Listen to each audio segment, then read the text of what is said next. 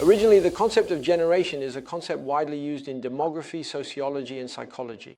It is an ancient notion that dates back to Hellenic and Roman civilizations.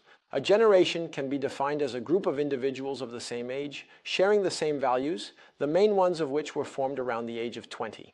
Its definition is flexible insofar as not all observers agree on how to delineate one generation from another. This is the case, for example, with Generation Y, which is a term used to refer to all people born between the early 1980s and the late 1990s. There are many interpretations regarding the birth years of people belonging to Generation Y.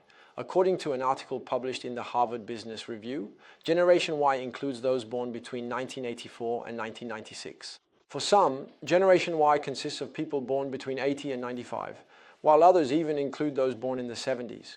The concept of generation is the foundation of the generational approach, which goes beyond an analysis simply focused on age by emphasizing the connections that exist from living through the same history at the same time in one's life, being shaped by formative experiences during youth and inheriting the values passed down by previous generations.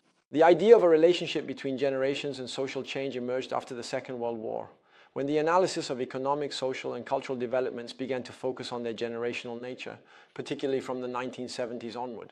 The baby boomer generation was succeeded by Generation X, which usually refers to people born between 1960 and 1980, followed by Generation Y, which we have mentioned, and Generation Z, that is the generation of people born after the 1990s. Today, people refer to Generation Alpha to designate those born between 2000 and 2020.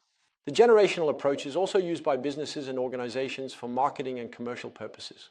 The term Generation Y was thus used for the first time in 1993 in Advertising Age magazine, an American magazine specializing in advertising. The word was then used to outline the typical consumer profile corresponding to people born during that period.